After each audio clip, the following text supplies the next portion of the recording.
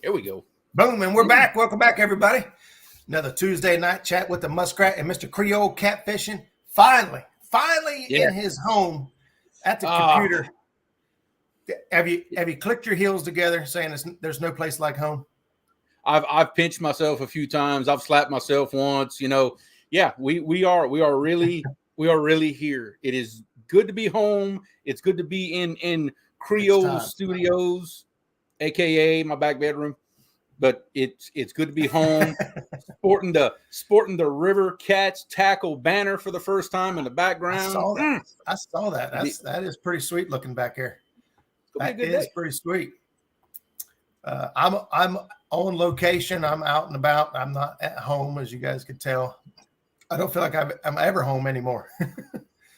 But let's we'll go start out right and say hello to everybody. But I see we got a 99-cent super sticker from Jody right off the bat, starting out this evening. She's wanting to stop in and learn about electronics, although she did make the comment she has photographic memory. She does not need a sonar.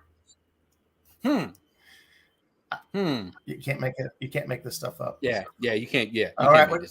We start out. We got Mike Sampson in the house. What's up, Sampy? Cool Cats. What's going on, buddy? Out fishing this weekend. Put some good fish in the boat on the what challenge was he in? Was that the throwback challenge? Yes. Brian B's throwback challenge. That I thought was a cool idea, cool tournament. Yeah, it is. He said that like Freddie and J Dog, I think, kind of came up with that idea, but he ran with it, so it was fun.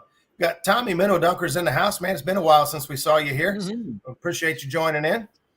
Let's see, Crappie Day, Fish on 922 Crappie Barbecues in the house as well as Avid Fisherman.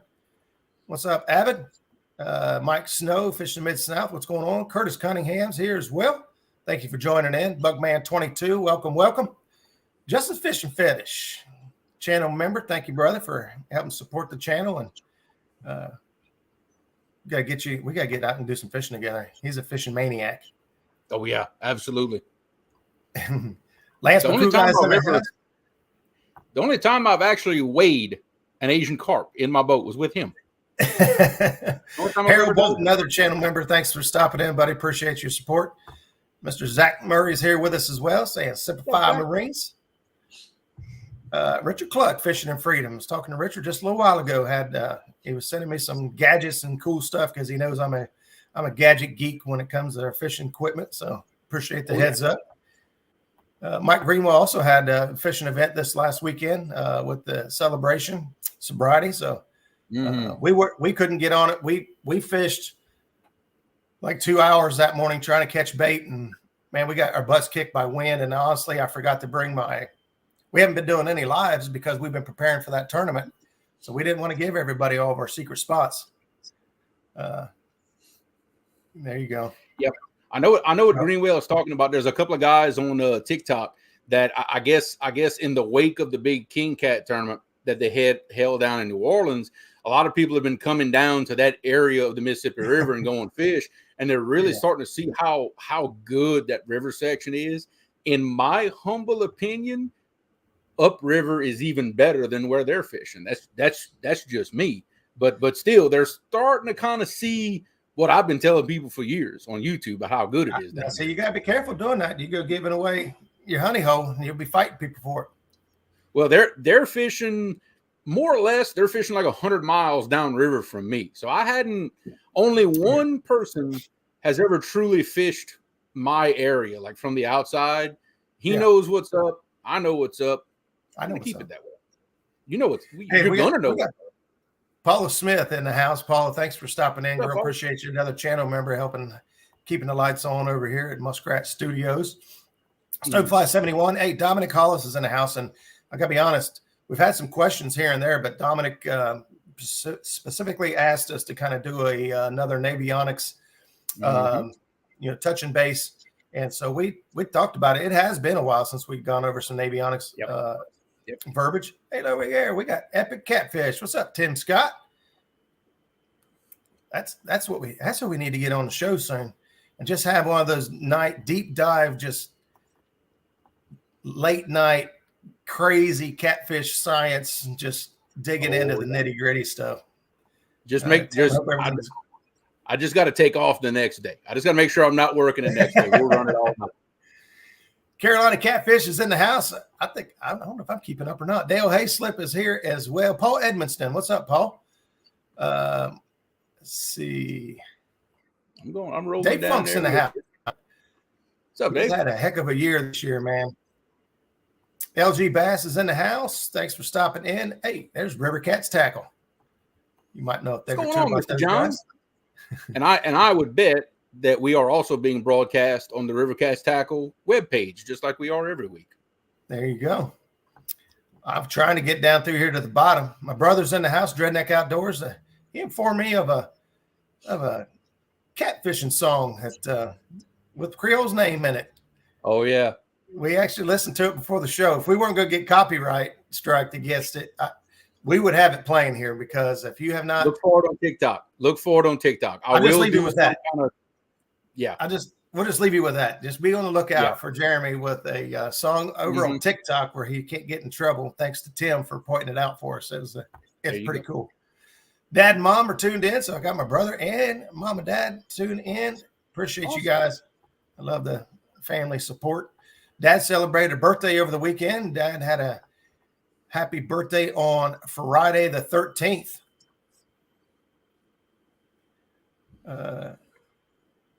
He could do short ones since I was working 7 days a week. Wow. Dave Smith's in the house. Jerry Parker's in the house. I think we might have made it. We might have made it to the bottom. And if I missed you, it was not intentional. Maybe. I apologize. Yeah, I think look like you got everybody. Well, we'll shout more people as they come in. We always got some that creep in during the show. We appreciate everybody taking the time to tune in and hang out with us, whether you're in for a minute or you're in for the whole hour or hour plus, whatever we decide to do. We appreciate you guys taking the time to hang out with us. So what we wanted to talk about tonight is some of the tools that we use in Navionics and their purposes. So I'm going to start with this one just because I know Dominic's here now, and this is something I covered with Dominic a couple years ago at the gathering down in Tennessee. And so what we were talking about, matter of fact, let me see if I can get to that area real quick of the Tennessee. Yeah, there you go. I get my little map to go here. Forgot my stinking mouse again. So let me go off camera for just a second. Be right back. You're fine. We'll try to get over here real quick to my daggone. I don't have my mouse again, so I'm using my fingers on the little pad over here, and it's just about crazy. I'm trying to find. There we go. I think I got it. I see Gatlinburg. I see Chattanooga. All right, we're pretty close right here. I can't remember exactly where Chester Frost is. Chester Frost is above.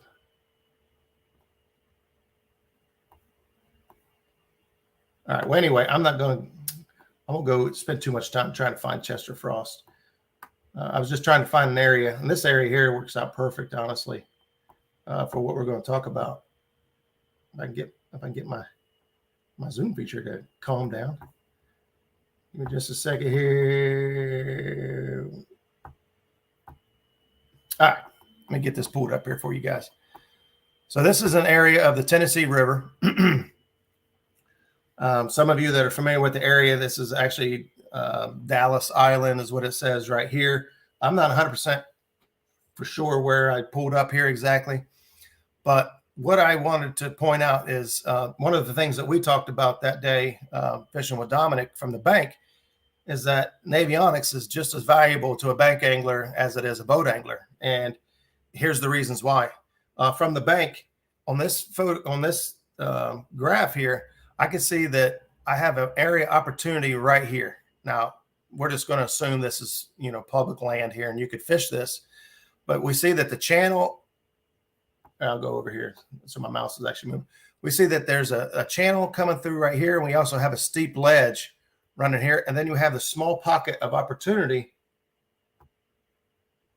right here in between. So let me pull this down a little bit.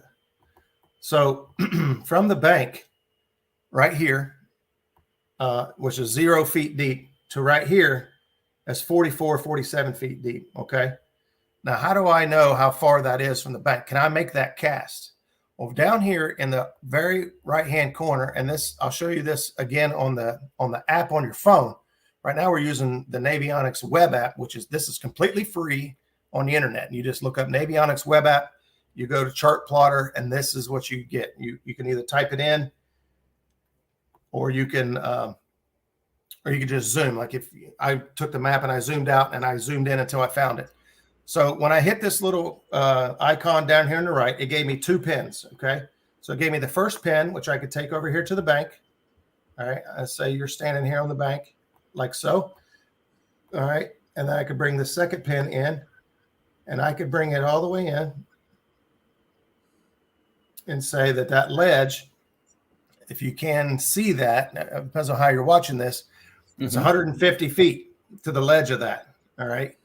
Well, that's a pretty good cast. I don't know, 150 feet. I know some guys can make that cast, but if you look directly below that, there's a little booger right here, right? So you got steep water here, you got a bank here, and then you've got this weird oddity. Now, I don't know about it. Yeah, Jeremy's shaking his head, so I'm assuming he's gonna feel the same way. These oddities is a lot of times where you're gonna find some fish hanging out, right? So you've got something going on here. So if you walk down the bank, all right, I'll take this cursor here, and I walk down the bank, and I'm standing here, and I want to put my bait over here in this oddity. Let's say we're going to put it a little bit upriver, so your scent goes down. You're looking at 91 feet. Under normal conditions, that's a great tool for bank angler. With these record lows, it's not so much. Yeah, that is a concern. These numbers that you see are going to be off. So if your pool is 50 yards is quite a throw with big gear. Yeah, 91 feet is not. 91 feet is an easy do. So taking a look at things like this and seeing how far you got to cast. Now, if you're casting 91 feet right here, you see that if you're on the bank here, you're going to end up in what could be a high probability area. If you just walk down the bank right here without this tool, you walk down the bank here and you're standing and you cast out 91 feet. Let's get it close, 90 feet. It says you're in about 10 foot of water. Yeah. 10 foot of water. So just walking, whatever that distance was, I moved the cursor. I'll try it again. A couple hundred feet. Oops. Come on. Here we go. Come on, you can do it, buddy. Now, keep in mind, what Jerry said is true, is that, when the river's at record lows, all your depth numbers are thrown way off. But the fact that there's a steep ledge there, regardless of depth, the contour shape itself doesn't change. It's still there. You still got a deep ledge. You still got a funny little cut. You still got an island. It's just the actual depth will change, but nothing else. So in this scenario, move down 225 feet made all the difference in the world. You're fishing in 10 foot of water there with who knows what, which, at time of year, that could be great. Or we are fishing here, which I'm trying to get my cursor to go for me. Could be 23 foot of water, 23, 25 foot of water. It says 23 to 24. So, 200 feet can make a big difference. If you guys were watching the throwback challenge this weekend, Danny Stone was on the bank for who knows how long without a fish, without a bite. Danny moved, I think he said 50 yards. He might have been 50 feet. I don't know, 100 feet. He moved 100 feet or so. I don't know. I can't remember exactly. And boom, caught 2 fish immediately. Yep. And sometimes that little move is all it takes. What's up, Mark? Catfish and Crappie. Thanks for joining in. So that little tool down there in the right-hand corner, Yeah, you should see what they can do with 16-foot surf rod. Yeah, Black Betty. Oh, yeah. Although Danny did take a very we'll say unmajestic. It was not ungraceful. It was an ungraceful dive for Black Betty as she took off towards the river. So I hope your knees got okay. I wasn't worried about his belly. He said his belly hit first. He'd just bounce back up, but his knee hit the rocks pretty good. But anyway, whether you're using the web app or the app on your phone, that icon down there in the right-hand corner is always there. It's the same. Danny, I busted my A. I got you. Yeah. So just like Jeremy said, in these conditions here, whether the water is normal pool, low pool, high, doesn't matter. These contour lines are generally the same. So, much of the Tennessee River Valley, your lakes, obviously, they're not going to change much. The bottom, the contour around here, the Ohio River, the Mississippi River, you don't get a whole lot of information out of those areas because they change so much. They don't spend much time mapping. Now, there are some areas on the Ohio South that do have some equivalent or substantial mapping that you can not 100% go by. And I'll tell you that from experience that Navionics is not 100%. It might say there's a deep hole there. You get there, nothing there. So you don't want to go out blind and put all your money, all your eggs in one basket, assume that Navionics is going to be 100% because it's not. It's very close and it's a very good tool, but it's not always 100%. And I don't think anything is as far as, Navionics is useless in Ohio. Yeah. On the areas we fish, War Pig. Hey, first of all, welcome, Bill, for stopping in. Hope you're healing up good. I think he was going for Frankenstein, all the stitches he had this week. It's a little early for dressing up for Halloween, but we appreciate you. I hope you're getting the feel better, brother. But he's right. Most of the Ohio, most of us will go out and we will make our own maps. So most of your electronics now have capabilities of building your own map, no matter what graph you're running. And that's what most of us have done. We've built our own maps. There are some capability of sharing and uploading to the network. Some people do that. Some people don't. Some people, feel like, hey, if I spend all this time mapping it, that's my information. I'm not giving that away, especially if you're a tournament angler. Guys like, Zach and I that fish down here a lot, we don't care. I don't think I've ever uploaded and shared all my mapping, but yeah. Well, even so, like I know, like in my case, a lot of the water I fish, a lot of water moves through there. There's always a lot of current, it's always changing a lot. There's dredging activities that happen here and there. Some of the maps that I have on my sonar are 3 years old. I know for a fact coming up soon, I'm just going to have to delete those and redo them because the area has changed so much that really all the maps I've made are inaccurate anymore. The contours don't really look like that anymore.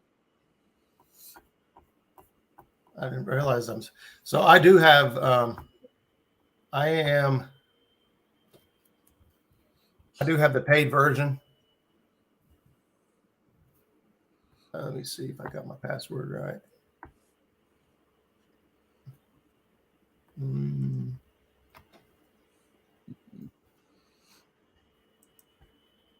But it does help us. I've used Navionics quite a bit for, scouting purposes. Sometimes going in some of these oxbows and things that I've never been in before. They're really good about having good contours in there. And in my experience, at least, the areas where it shows me stuff that never have current, I find tend to be more accurate than like in some river sections that see current. Sometimes I guess there's less opportunity for it to change, and it'll be a little closer to what Navionics says it is. I know, like we call it Old River, but it's the real name, I guess, is Rackasee Old River. It's an old oxbow south of here. Navionics is pretty close with what my depth finder tells me because it hadn't had current in it in 150 years. Yeah, it'll change depending on where you're at and where you're from. But most most of our lake guys, no matter where you're at, that stuff's not going to change. Unless something catastrophic happens. Now, Tennessee River is a series of lakes. It's a series of dammed water on a river system. So even though they're considered a lake, like Nickajack and Watts Bar Lake and things like that, they are a part of a Tennessee River system that does get flow, does have, and can change. So just because it says lake behind it doesn't necessarily mean it doesn't have flow, it doesn't have current. That's right. It can't change because depending on where you're at, it can. And a lot of lakes do have current at some point. Sometimes it's wind generated, and sometimes it's actual pooling. So you got we've got Rocky Fork and Paint Creek Lake, which is a reservoir made to control flooding, and that thing will go crazy. And when they start dumping it, it has flow. I mean, it's pulling. It's like pulling a bathtub plug out from the bottom of it, man. There you go. I appreciate that, Mark. Thank you, brother. Thanks, Mark. That's exactly what it's going to go to, too. There you go. So one of the other things I was going to show is actually on the phone app. Now, I personally, I think that the phone app, the paid version, which is, I think it's $21 a year. So depending on how much you fish, and I mean, you could get away with the free stuff. I'll be honest with you. There's a lot of times, even though I'm on the boat, we're on the water, and like Zach and I are fishing wherever, Alabama's probably where we use this the most. He'll be looking at his graph, and I'll have my phone up looking at Navionics, and I'll have things like this pulled up. This is actually Wilson Lake right here, right? And through this graph, you can see the detail that I'm trying to keep the light from glaring there. You can see the detail on that. There's sunken islands, all right? And, some of those are fantastic areas to target. Yeah. And the way you find that, I'll try to do this. I'll hold it with this hand. The way you find that stuff is over here in your layers. So you see down here in the corner, if I can get my finger over there. Yep. It's a little button that looks like some sheets of paper stacked up top one another. Yeah. So right here, you see like what options I've chose is sonar chart and then that relief shading down there. Yeah. Okay. Now you could change that. Like you could change that to satellite imagery, like that one there, and pull it back down. And that may or may not, it's loading, but that may or may not help you. Okay. And the reason it may or may not help you is you may notice on the bank right there that there's a steam plant or some industry going on, and that tells you, wait a minute, I wonder if if they've got a warm water discharge, because that says it's an electric company. Through the regular, through this, model right here, you're not going to see that, right? You're going to see the contour of the land. Oops. Come on, fingers.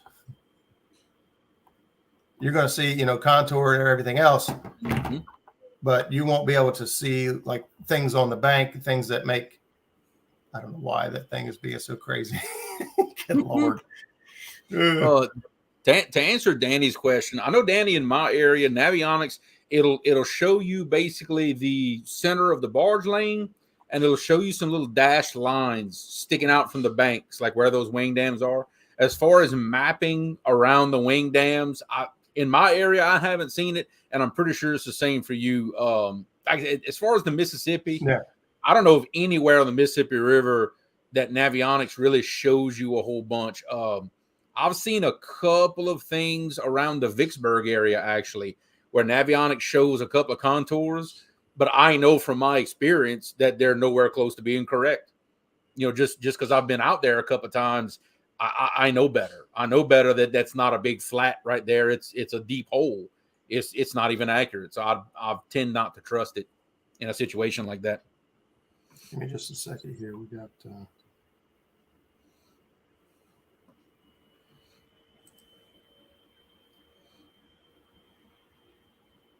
give me just a second. We got and Epic set it up in chat too that the more current a river has, the more sediment it has moving through, the more likely it is to change. And I know for us, as far as the Mississippi, there's nothing in the country that moves more sediment than the Mississippi River. I mean, it is a constant change, especially in the spring. If we get a high water situation, a little bit of a flood, man, all bets are off as far as what the contours look like. You know, it really is.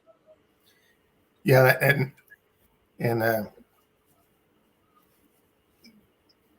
Cool Cat said that right there that Watts Bar and a lot of the Tennessee River system is really pretty dead on. Yep. You could take your boat out with this app because it will show you where you're at. Like if you're actually out on the water, you'll have an icon on your phone, and it'll say you are here. And I mean, you could zoom in and you could pretty much put yourself on the Tennessee River system. You know, you could put yourself, pretty close to where you want to be. So I can tell you now, for sure. I know Justin Johnson. That's a lot of what he does to pick his high percentage fishing areas is off of Navionics, and he positions himself according to that. I know that for a fact. We got somebody who wants to add to the conversation. We'll say, come on up. Welcome yes, we in. Do.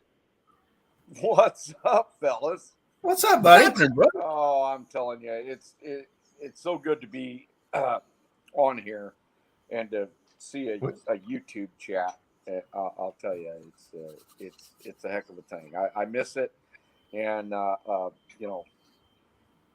won't lament all my busyness that I have been involved with, but let me tell you, it's a little difficult. But anyway, I just had something short to add. And, okay. With Navionics, if I was starting out like way back in the day and I had Navionics, you know how much time that would have saved me? Oh yeah.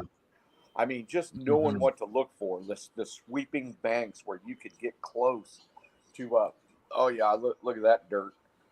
Just the sweeping banks that you might be able to get. You know, I was a bank angler for a long time, and so if I had I can't tell you how many times I went to city parks or whatever along the Mississippi, and you throw out as far as you can, and you hit about 2 foot of water. Yeah, it was so much wasted time. It was so much, dealing with guard, carp, and bullheads, and all that stuff. And what I really wanted to do was catch big catfish, but I really didn't know exactly how or where. But if I had Navionics, I could have skipped all of that stuff. I mean, holy moly! And if I wasn't kind of set in my ways as an old gentleman, I suppose I would still be big in Navionics, especially if I was going somewhere new, just like what you're saying. If you're going to the Mississippi, somewhere you've never been, if you're going to almost any river that has even an inkling of some sort of depth, and when you pull down to it, you can see the right current. I mean, ask Danny. I mean, Danny Stone and a lot of the guys in here, they know pretty much exactly what they're looking at. Yeah. You drive down to the river and you go, nope, this ain't it, or yep, this is it, and you go, holy. I mean, somebody that would know is Parker Pursuits. I mean, Jerry Parker, he's going to be able to tell you if he wants to go to let's just say he wants to get 30 miles out of his range and goes, holy moly, I bet this, because all of us up here, you go to a new spot off the shore in a boat, whatever, and whether to get excited about that spot or not. It may not happen that day, but whether to get excited about it. But, I don't even have Navionics because, I mean, shoot, I have so little time. I fish my same general areas. And, and I would love to go to some areas that I fish occasionally, but I have no signal, no nothing. And that's okay. Some of those things I don't have to, I don't have to promote some of these places because I'm telling you, I've seen more guys in my spots that I never saw for 30 years, and now I'm starting to see them in there. But that's all right. So how you guys been? Man, fishing around here has been kind of rough here lately. The cold front came in. We have zero flow. We've done a little bit of fishing last 2 weeks, and every weekend has been cold front. Bam! Right on Friday, cold front comes. Two. Huh? First, zero flow. Then the kiss of death after that is the cold front. So you got cold front, zero flow. I know what you're going through. Yeah, it's been rough. The cooler temperatures should get things moving again, but we need some rain. We got to get some flow. It does take some time though. We all know that it's just like anything else. When the spring comes, we've had Marches where it's been 80 degrees for 3 or 4 days. I used to get excited about it. I'd get excited. Oh, the cabbage. Oh, they never were. It still takes that. You can have circumstances that seem great to us because we're all warm-blooded creatures, right? It's still going to take another week, or I said this was going to be short, but now I'm getting on to this thing. You don't have to have the right amount of daylight. You still have to have the chat stopped. What's that? Yeah. Chat came to a screeching halt. Well, that's a good sign. That's a good sign. To have the daylight be in the range of the catfish activity period. So, I mean, you can have all kinds of circumstances. I mean, look at what's been happening down in Jeremy's area. Yeah. Holy moly, the saltwater encroached 100 miles upriver, and it jammed. It jammed every blue cat upriver 100 miles. So it was like a traffic jam.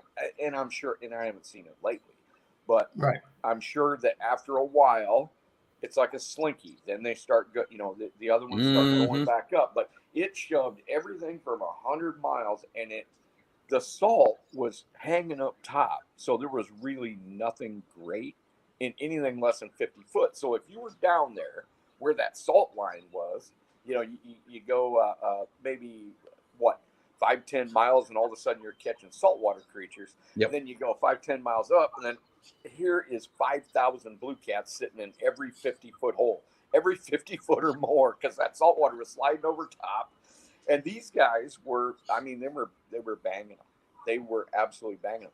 And if you wanted to go down there during that happenstance, if you didn't have Navionics, you better have some friends that know exactly what's going on. But with Navionics today, you can find that. All you got to do is say, hey, it's in this range, in this 30, 40 mile range, and then use Navionics to select the boat ramps you want to go to. Yeah. Yeah. And that's actually a phenomenon that happens. I'm not gonna say it happens every year, but it happens more often than not, that you have this saltwater wedge that pushes up the river during the summertime when the water's low. Now, salt water is much more dense than fresh water, so it starts at the bottom and it works its way up. That's why it looks like a triangle coming through the water. It goes from nothing to full depth by the time you get to the Gulf.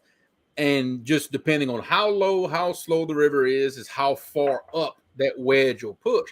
Well, what we're seeing now is that wedge is pushing almost to New Orleans, and the blue cats down here, I can tell you, they don't mind brackish water. But what happens with that solid wedge of salt water, it'll start creeping into the deeper spots, and it pushes them away, and it wants to push them into those holes. And on top of that, you've got saltwater species now in your freshwater system, and that just changes the pattern for everybody. Big example of that is us with the bull sharks. The bull sharks, encroaching as far north as they do for us in the Atchafalaya River, that changes the ecosystem completely. The catfish behavior changes dramatically. Everything changes according to that, because of now you've got a species that's not there year round. Everything changes. That's why in the middle of the summer, when it makes no sense to catch catfish at 12 o'clock noon, I'm catching catfish at 12 o'clock noon, because they're avoiding the twilight hours, because that's when the sharks are feeding and are active. It changes the pattern so much, and now some of these guys coming from out of state, coming towards New Orleans and coming fish, they're kind of experiencing some of these weird factors that we have going on that not a lot of other people get to see. Jet Bill has a question here asking, can electronics be ruining fishing? And I've been thinking about it, and I think that electronics are enabling anglers to catch more and bigger fish. Yeah. But I also think that there is a lot larger presence and emphasis on care of fish, practicing CPR, genetics and things like that. So in the end, I think it's a wash. I think that we are catching more and bigger fish than we had in years past. But I also think that we're also taking better care and less harvesting of large fish and, more in the conservation mindset.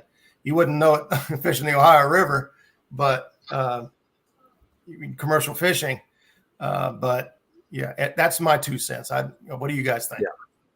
I think the deal with electronics is it's just like anything else. It doesn't matter age or experience on this one, but if an angler wants to commit to retaining all that old school knowledge, all that old school know-how, and using electronics as another tool, I think it very much aids them. I think there's some anglers out there that mistakenly solely tried to rely on their electronics to make up for the rest, and sometimes get frustrated and maybe wonder why they're not catching more fish automatically. It's great as a tool as long as you understand that it will not replace this. It'll never replace this. So, we've all had these deep conversations with Tim before. You got to start by trying to understand the catfish, right? It's a need over want, and their basic necessities. You've got to have that kind of knowledge and kind of know how. Hey, what's up, Skip? Welcome in, buddy. Yeah, go ahead. Put the most expensive fish finder on the planet in a guy's boat that hasn't catfished very much, and all he's going to do is wonder why the fish he's marking ain't biting. So, and I say that, and but you could take the least expensive. Let's just say in a garage sale, if I found an old Legend 2000, I'd buy it, because that hummingbird that I've got now is, it's not the most expensive thing in the world, and it shows me different colors and different whatever. But I can read my old Legend 2000, which cost $275, by the way, back in the day, and it was just dot, and I know you've all heard me. It's just dot matrix.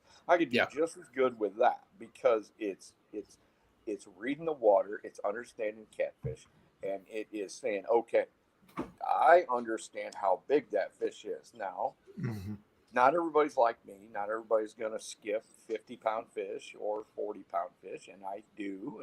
And sometimes I wish I could go back and not, because I'm actually way better at it now. I'm better at finding 40 and 50-pound fish than I was 30 years ago. I found a lot of 15s and 20s, 30, 35 years ago.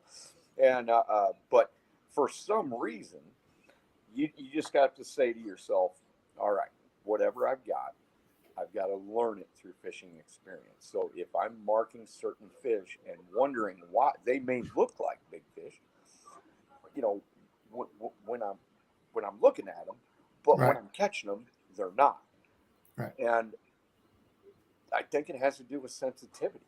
I put out some little Know Nothing videos not too long ago, and a lot of people appreciated it, because I've got my hand constantly on the sensitivity button, either more or less. So I leave it kind of up when I'm generally searching an area to see what the biomass is. If I'm marking a whole lot of fish, fine, but I want to delineate between like scaly fish. I don't want to be marking a whole bunch of. And I fish where there's some, and so does Creole, gigantic Asian carp, and you may be experiencing that now, Muskrat. Yeah. So, I'm having a hard time with it. I got to be completely honest. It is hard. Our Asian carp look like catfish, and that makes no sense. And the bigger the population, the more they start inhabiting the catfish deep water stuff.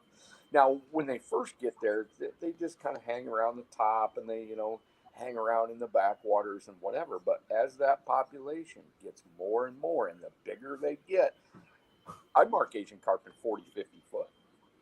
Oh, And yeah. They've been snagging 40, 50 pounders up here at the dam. Yes, Mhm. 40, 50, 60, 80 pounders.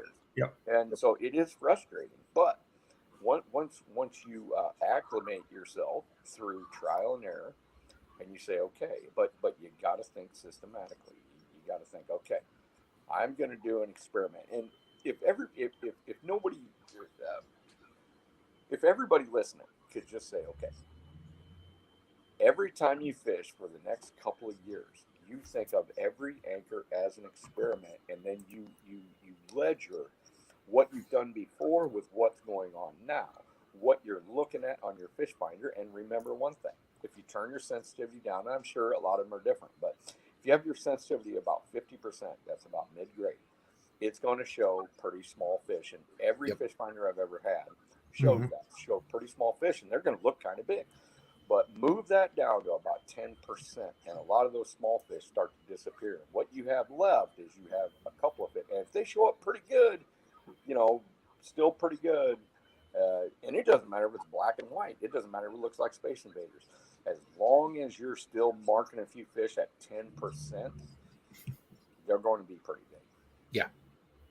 So one of the things that we've gotten in the habit of now, if we have extremely dirty water or something where you're getting a lot of debris and a lot of cloudiness in the water, we may take the sensitivity down a hair. But for the most part, we've trained ourselves to understand, like, if we see a fish and it's got, red here and it's yellow here and it's blue there, we can tell, like, hey, that's a good fish. But if we go messing with the sensitivity and we start changing the density of what we're seeing, then we lose that consistency. And so we've kind of trained ourselves to never change it. Yeah, but the only thing I'm doing is I'm eliminating, just because I'm mean, small fish. I'm eliminating fish under 40 pounds, 40 and under. Right? Yeah. See, if I did that, I wouldn't have any fish. Okay. Well, then pick. If you're running it at 50, you can run it at 25. Yeah. And say, okay, I'm just looking. I mean, what's there because you're already running at 50 when you're looking at it.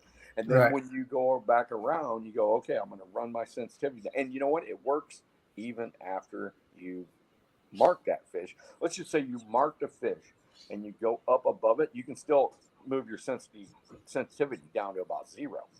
And it will tell you whether the fish you just marked is 50 or 80 or sometimes even 100. Yep. Now, we all know that muskrat, you got a few 80s in there. You got a few, you might even have 100 in there. I mean, so and I get it. It's difficult. And Chad? I might go 5 hours without marking a single fish that I want to anchor on. A single fish. I might look at 15 miles of river, even in the donkey waters that I've been. They're either belly to the bottom or they've moved. I mean, we all know that. And sometimes you just got to shoot. I think that the monster hunt thing, we ended up downsizing the baits that big. It was ridiculous. Wow. That they wouldn't touch our donkey baits. They were still big fish, but they just weren't on it. They were keyed on, little 3-inch shad, and we just had no choice. But it gives you the confidence because the fish are there. Yeah. They're there. So like, okay, I just got to get them to bite, but I know they're there. I know a big thing for me is time. I feel that with my electronics, the way I've taught myself to use them, versus somebody who has no electronics, has just to go off of the reader of the river and that's it, I can get done in 3 or 4 hours what may take them all day to do, because they've got to fish it to prove if there's fish there or not. I don't have to. I don't have to necessarily drop baits to know if there's fish there. My sonar will tell me if there's fish there or not. So just from a time perspective, it just narrows down so much. So let's get back to Navionics. Rillo, how do you show up in the middle of the show with that? I don't know. All right, so we get back to Navionics. First of all, I had this conversation earlier today with someone about, us kind of just jumping to and assuming everyone understands what Navionics is, what it's for, why we have it. And I know that we get kind of guilty of that sometimes. It's shown we got 71 people watching, and there's not 71 people talking. So, for those of you that not 100% sure what Navionics is, it's basically a map system of waterways, and what we're trying to prove is that it's a very valuable tool. And that's the big point I wanted to make tonight is just because you're not on a boat doesn't mean Navionics isn't good for you. Navionics is probably even better for you because you can't get out over top of the water and look. In a boat without mapping, I can drive over it and look, right? I could tell. But on the bank, you have no clue. Water just looks like water. You have no idea what's going on beneath the surface. And so for that reason, Navionics is a great tool. It's free. If you don't want to pay for it, it's free, and you can get a ton of information out of it for free. I like the relief shading and a couple other features that the paid version gives me. It's $21 a year. It's not hateful. So I pay the $21 a year and pay for the paid version. But if you haven't at least checked out Navionics, Google it on your phone, Google it on your laptop, and check it out and just play with it and until you get an idea of how to use it or how to work it. And I'll be completely honest with you. I'm not a pro at this, and Jeremy's not a pro at this. We're just sharing what we found over the years. Yep. Hey, John Orler, what's up, buddy? Thanks for stopping in, man. I haven't talked to John in a long time. We're not pros, but if you do have questions and you want to shoot us a message, either one of us will be more than happy to help anybody at any given time. But at least try to point you in the right direction. But there you go. Elgato, Navionics is a game changer for the travel fisherman. I got to be completely honest. I don't go fish anywhere until I've sat and looked at Navionics and dissected an area or just done my homework. And so, we've had shows like this where we talk about, going and doing plan A, B, and C, but, I'll go dissect an area that I think I want to fish. And, for instance, I'm going to Alabama here in a couple of weeks, right? So for my birthday, I'm going to Rogersville. Just sounds like fun, right? Yeah. Hey, why not? Why not? So what do? I call one of my buddies that lives in Rogersville, which I happen to be very blessed. And my good buddy in Rogersville is Doc Lang, right? Hit you with my hat. Yeah. Hey, he almost called me. He said he's ready. He wants to come on the show. So we're going to make that happen. But anyway, the first thing I do is, we have a huge list of resources. Just scroll through the names here and chat. If you want to go fish the James River, there's people here. If you want to go fish the Tennessee River, there's people here. If you want to go fish the Mississippi, there's people here. Just about anywhere you want to go, there are people that fish it and have at least an idea of what's going on. Use that knowledge and go get a head start. They're saying, right now the fish are super shallow, catching fish in super shallow water. Okay, well, I'm going to start looking at my mapping and say, okay, where are areas that have a lot of shallow water that I can explore? I don't want to look at an area that has a little bit of shallow water that's primarily deep. If I'm finding out that the fish are shallow for whatever reason, I'm going to look at an area that has a lot of shallow water, and I'm going to be there. And Navionics is the tool I use to get that information and put it together and say, hey, I need to launch at this boat ramp because it'll show you boat ramps. I need to launch at this boat ramp because it's going to put me really close to this area I want to fish. And even with the tool, you could say, hey, how far is it from the boat ramp to that area? Is that a 2-mile run? Is that a 5? Is that a 20-mile run? Yeah. Is that feasible for me to do in my boat? Gas consumption. I'll be honest with you. My boat's a gas hog. I have to be careful about how far I can run or I'll run out of gas. So I have to be mindful of, distances and things like that. So there's just so much information that Navionics can help you with if you just take a time to dig into it and use it to its potential. There are constant. Yeah, here we go. JG Hill. First of all, thanks for stopping in, brother. Appreciate you being here.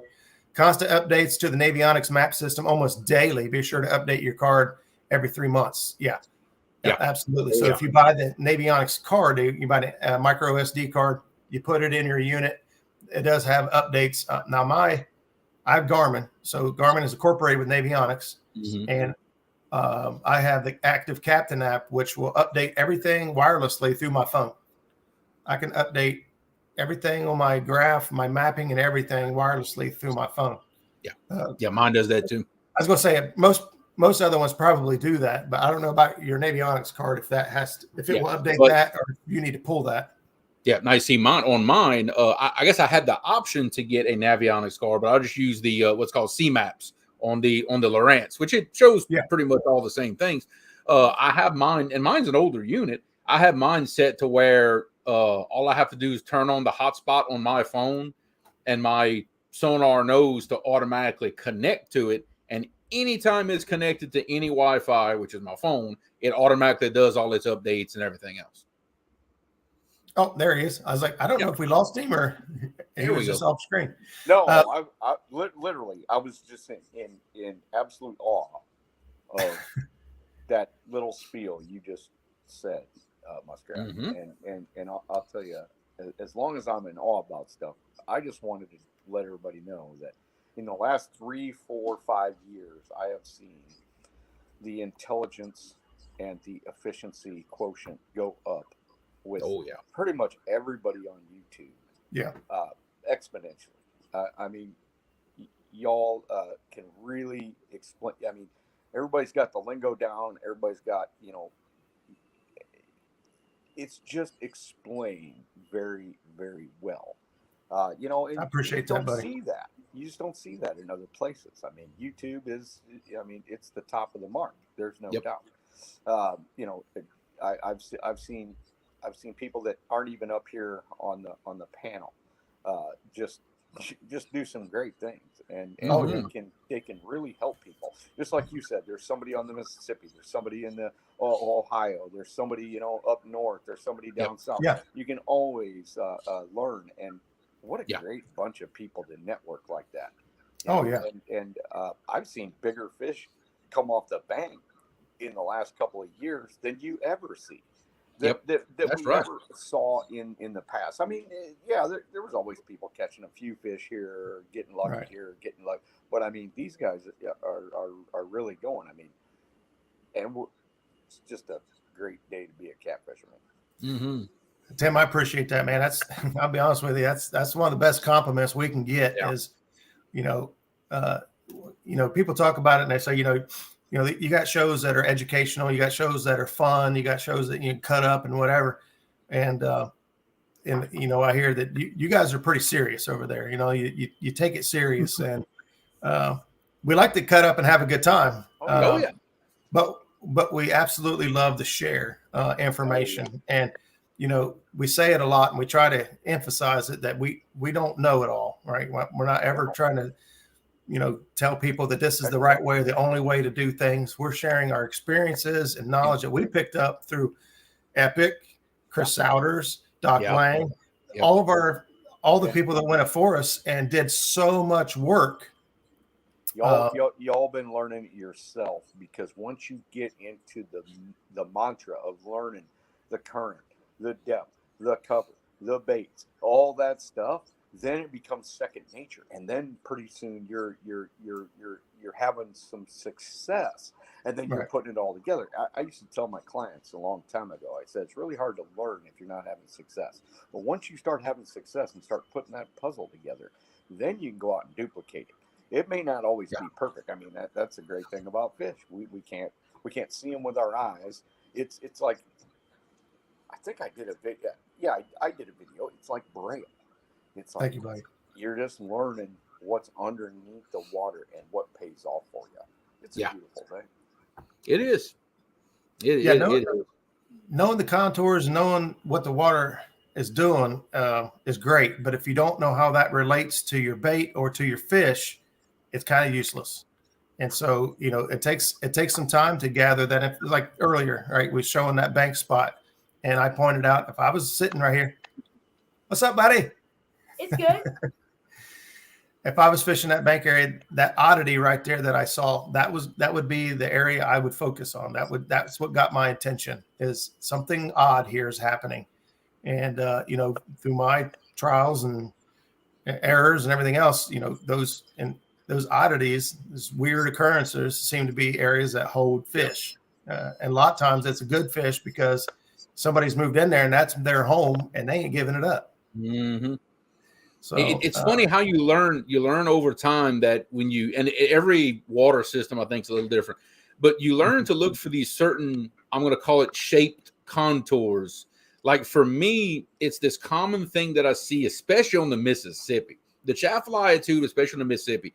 You get these sharp drops off these big bank cut ends, but the fish are never on that first drop. It drops, it kicks back up, and it tanks again. It's that second one.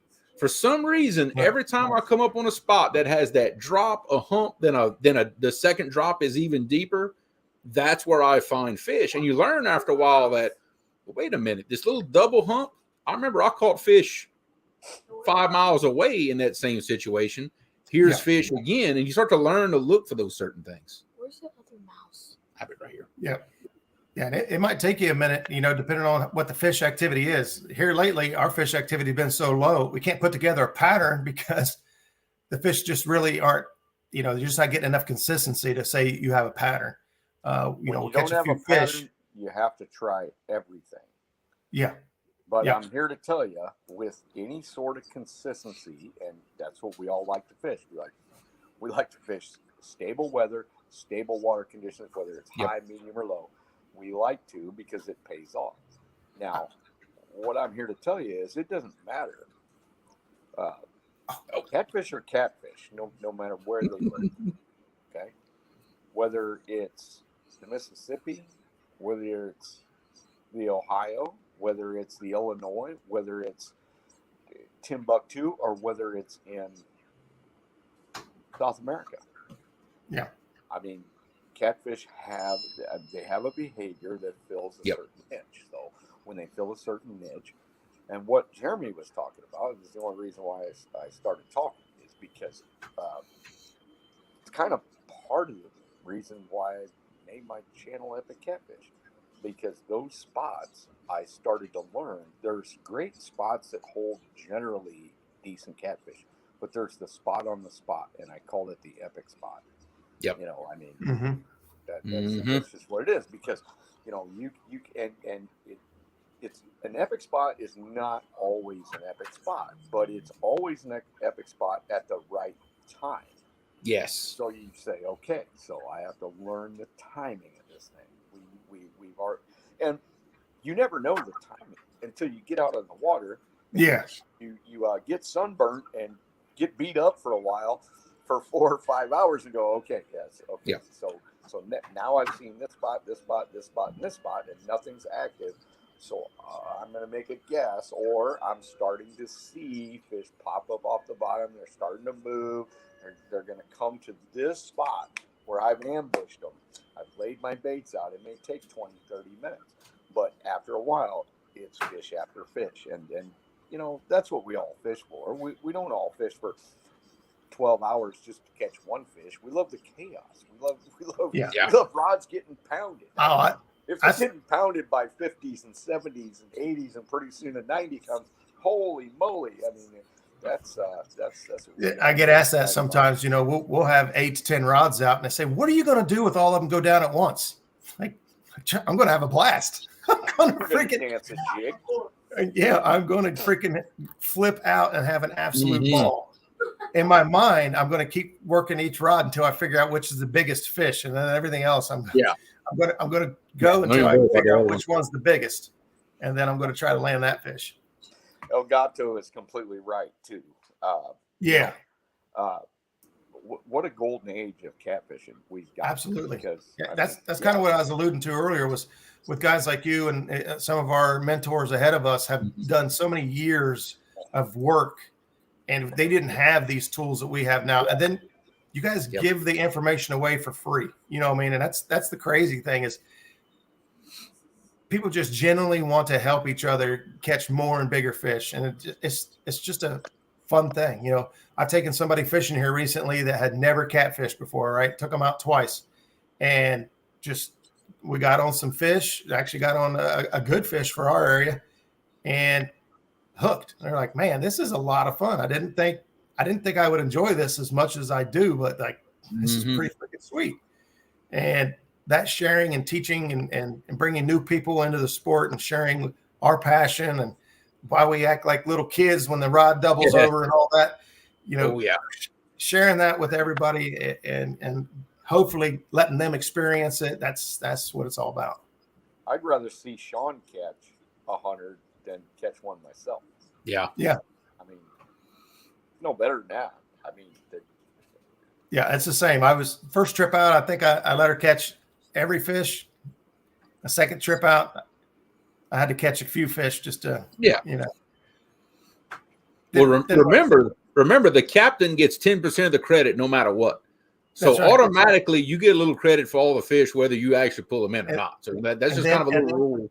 And then the big fish showed up, 40-pounder, doubled the rod over, drag screaming. And they're like, you get it. And like, nuh-uh, that's yours. That's your fish. That's a good one. And, second time out puts a 40 in the boat. And for our area, that's a heck of a fish. It is. It's a good fish no matter what. Oh, yeah. Absolutely. Oh, I'd catch a 40 any day. I fished a lot of days before I ever caught a 40. I'm telling you. Yeah, no kidding. I'm telling you.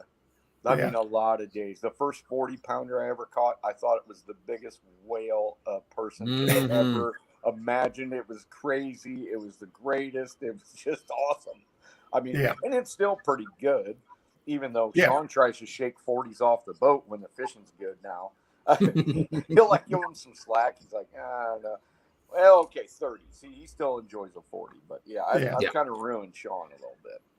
Yeah, but that passion, and I know Jeremy is the same way, put people on the boat and just want to genuinely enjoy watching somebody else, catch a fish and make a memory or get them addicted or get them hooked and understand why we are so crazy about this stuff. It's one of the best feelings ever. Yeah, 100%. I had that chance recently with Mike Greenwell's Veterans Tournament. We took Brian Clark, Big Range catfishing out, and just happened to have a really good day. His PB was in the mid-20s somewhere, and he only brought one rod with him. We brought it out, and on his rod, 55-pounder, that fish buried the rod, went upstream, pulling drag. I said, "Yeah, that's the one we came for right there." I knew before he got out the holder. I said, "That's the fish of the day right there." And you can't beat memories like that. You just can't. Isn't that awesome, though? I mean, holy moly! I've had some undeserving people catch some really giant fish. I'll just tell this story. There was a guy.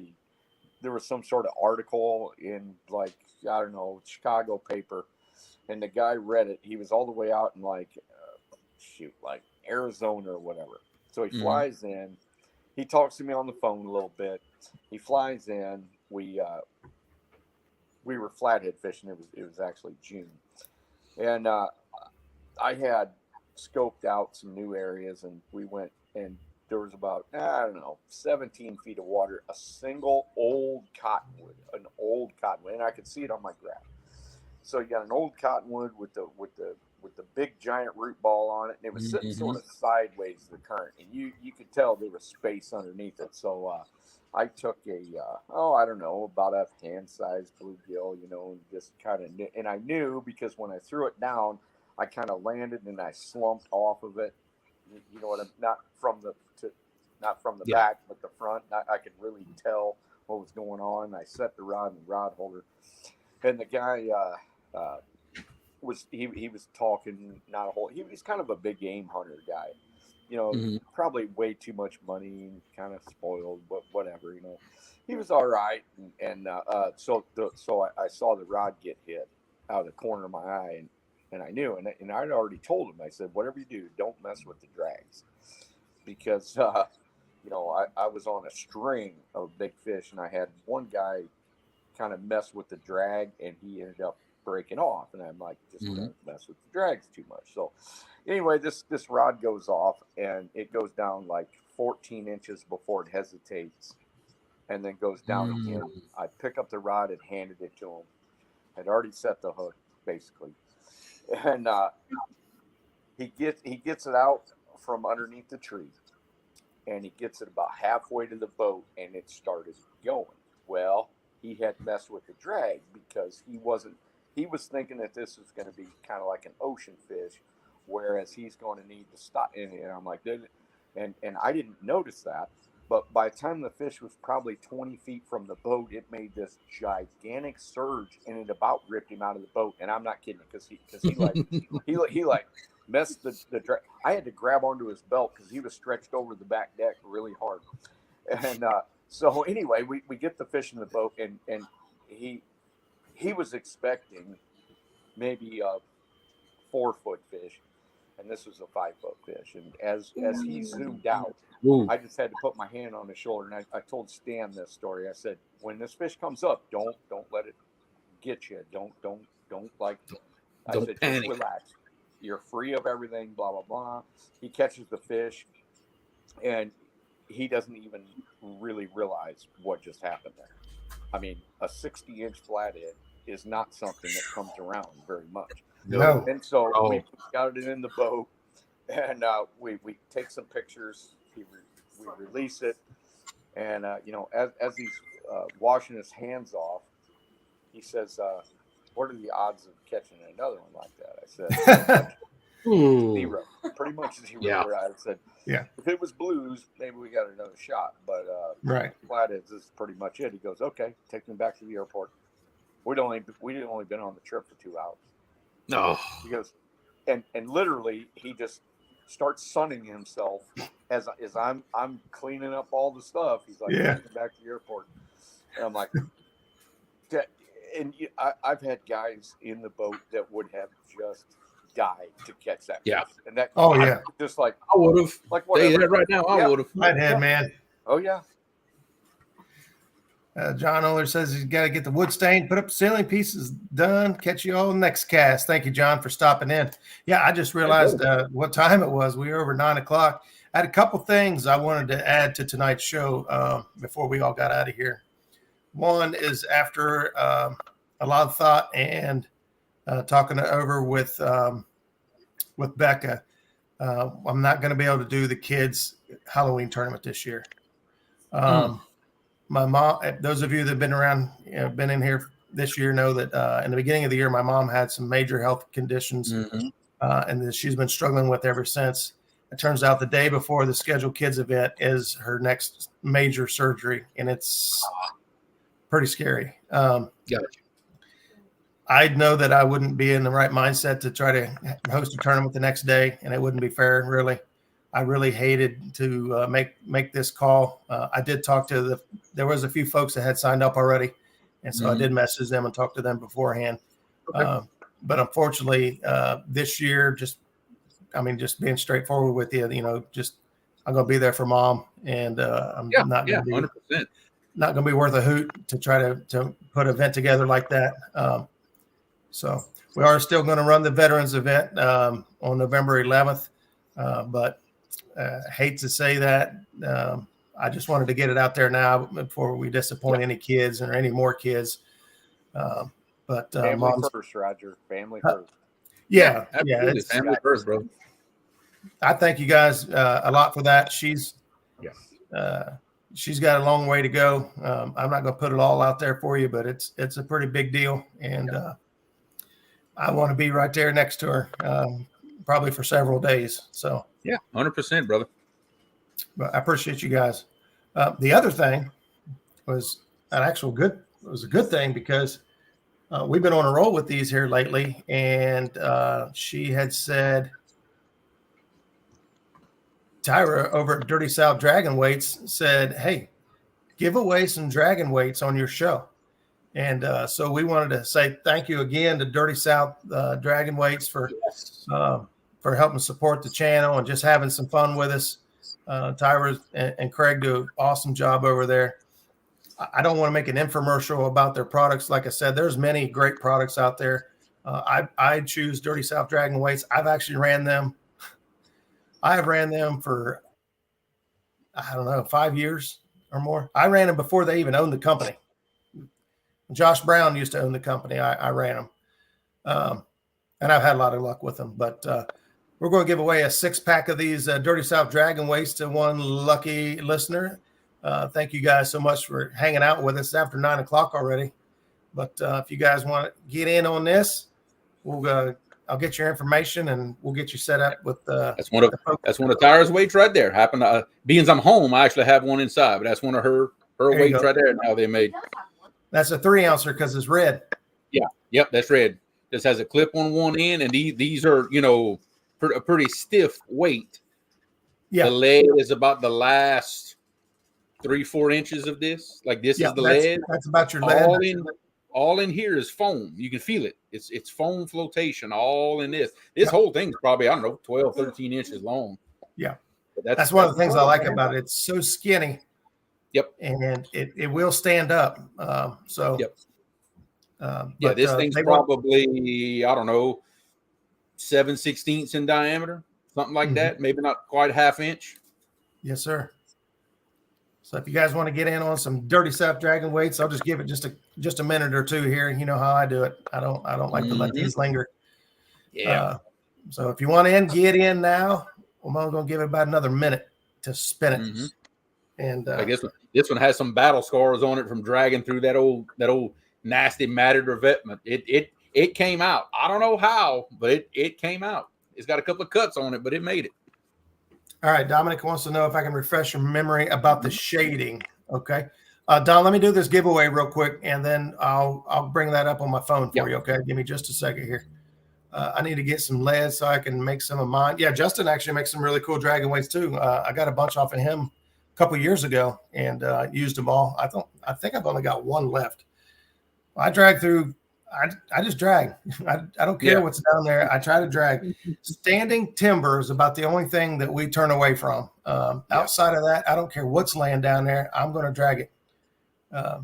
Nothing's 100%. Obviously, there's no way nothing's ever 100% snag proof unless it just doesn't have hooks or anything on it. But I have a really, really good success rate using these weights. And that's just my personal experience. Yeah. Like I said, there's a lot of great products out there. It's just this is one that I use and I believe in. So let me pull this up for Dominic real quick, and we're going to go ahead and spin that. Give me just a second here. Hey, Roger. Yeah, bud.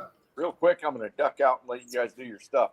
I had intended on being here a very short time, but of course I was having such a good time. I just had to stay. You're always welcome here, buddy.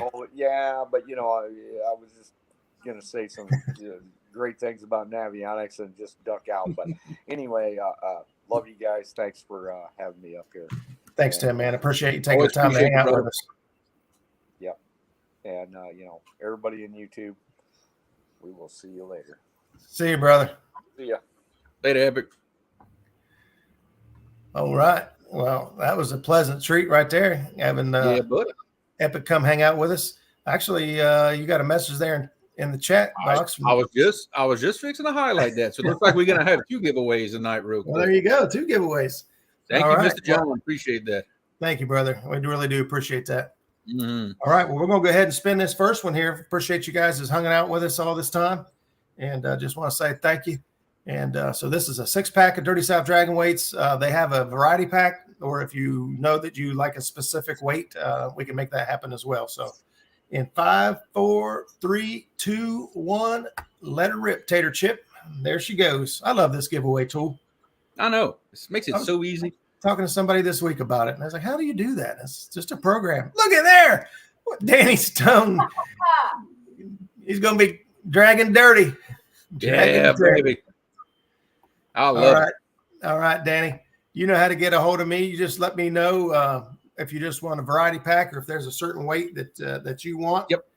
There you go. There's the email down there. So let me back this out and we'll go over to Yep, we're gonna get 2 packs of RCT 12 volts, and I can tell you, I've been using those for quite a while now. It is a wide gap, aggressive offset. That is a nasty hook. I love them. We've caught a lot of big fish on those over the past. Oh yeah. All righty. Well, let's let's let these folks get in on that with RCT 12. That's a big hook. Mm-hmm. I'd like to see that thing. I'm going to Alabama. I might need to. I run 10-aughts usually down there. Some Diachi D85 10s, but I like a big. Give Caleb a minute. I think I've got one still on the dining room table where I was tying my rigs the other day, or crimping my rigs, I should say.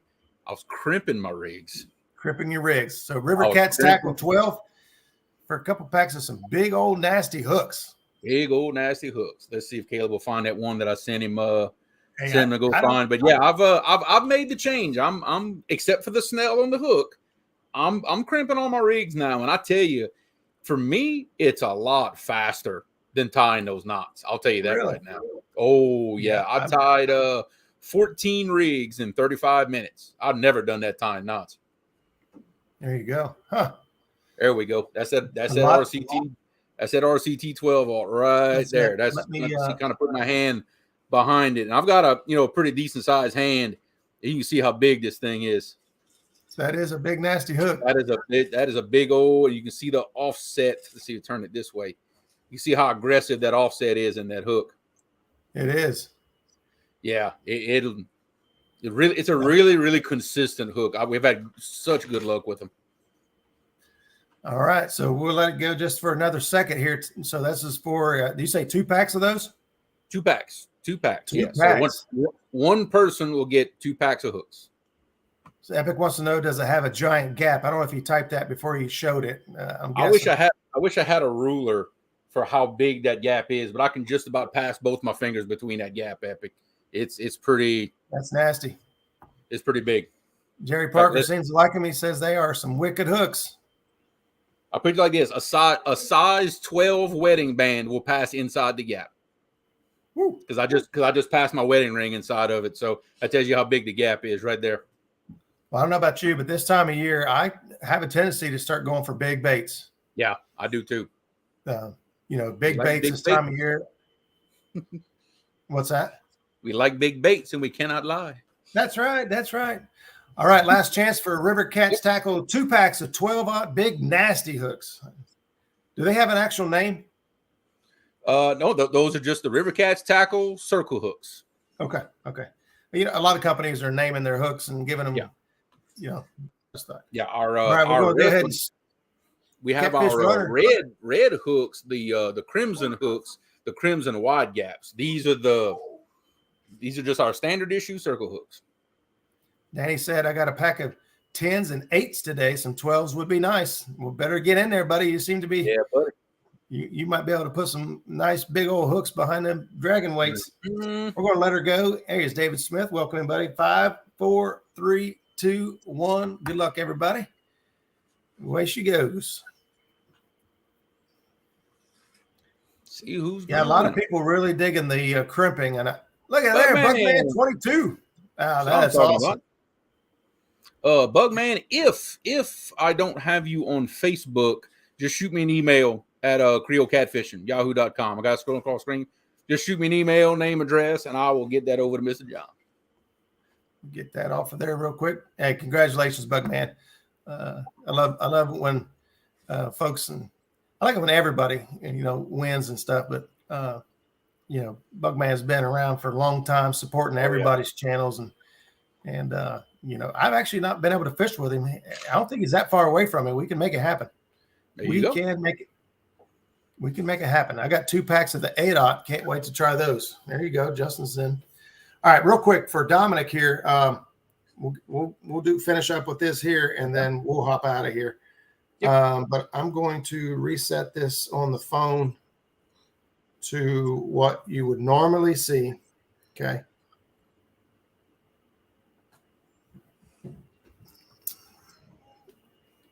All right. So under normal circumstances, you pull your Navionics up, and it's going to look a lot like this. Okay. It's going to have some, sorry for the ring light, but that's what we got to deal with. There we go. Thank you, buddy. Give you a little bigger screen there. All right. So down here on the bottom, focus. You got this icon here. The one in the middle. one in the middle, and that brings up your options. Okay. The options I use, I go to nautical chart here in the middle. The other middle, Roger. There you go. Go. There we go. And then down here, you'll see this over here says relief shading. It has all the funky stuff. You don't have too many options. I mean, you can, eventually you'll get it. Mm-hmm. And that just changed my mapping to that relief shading to where everything now has those cool, like dark lines and contour that, you can. I'll try to find a cool spot here that kind of highlights some of that stuff. Right here. With this relief shading, look at the bottom of the river here. Look at how bumpy. That looks like one of those episodes on Discovery Channel, Drain the Oceans. Just what it looks like. Yeah. That's awesome.